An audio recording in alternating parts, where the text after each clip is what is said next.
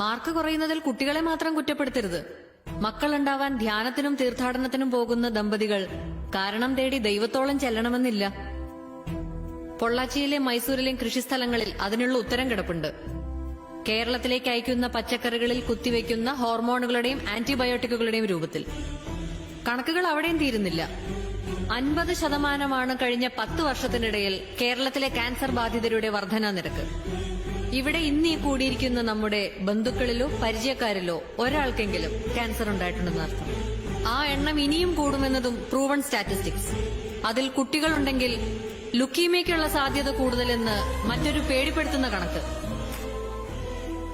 ഇല്ല സർ, ജിമ്മിൽ കൊടുക്കുന്ന പണം കൊണ്ട് മാത്രം ആ പട്ടികയിൽ നിന്ന് ഒഴിവാകാൻ പറ്റില്ല.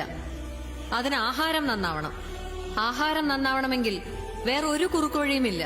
വീണ്ടും മണ്ണിലേക്ക് ഇറങ്ങണം.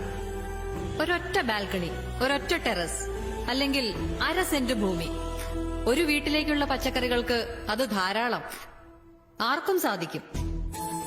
ഒരിക്കലും കഴിയില്ലെന്ന് കരുതിയിരുന്ന ഞാൻ ഇന്നേക്ക് 7ാം ദിവസം 2000 പേർക്ക് സദ്യ ഒരുക്കാനുള്ള വിഭവങ്ങൾ നൽകാൻ പോകുന്നു. വെറും 10 ടെറസിൽ നിന്ന്.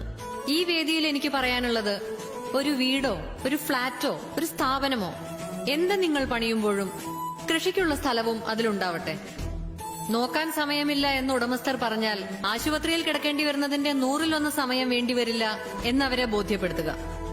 ചെലവിനെ പറ്റി പറഞ്ഞാൽ മെഡിക്കൽ ബില്ലിനേക്കാൾ ഒരുപാട് താഴെയാണിതെന്ന് മനസ്സിലാക്കി കൊടുക്കുക.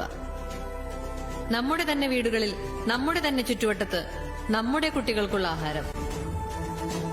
ശിശുരോഗ വിദഗ്ധൻ അല്പം വിശ്രമിക്കട്ടെ. 10,000 സ്ക്വയർ ഫീറ്റിന്റെ സൗധം പണിതു എന്നതിനപ്പുറം ഒരു ചെടി നടാനിടമുള്ള വീടുണ്ടാക്കി എന്നതിനാവട്ടെ ലോകം നാളെ നിങ്ങളെ ഓർക്കുന്നത്, നിങ്ങളോട് നന്ദി പറയുന്നത്.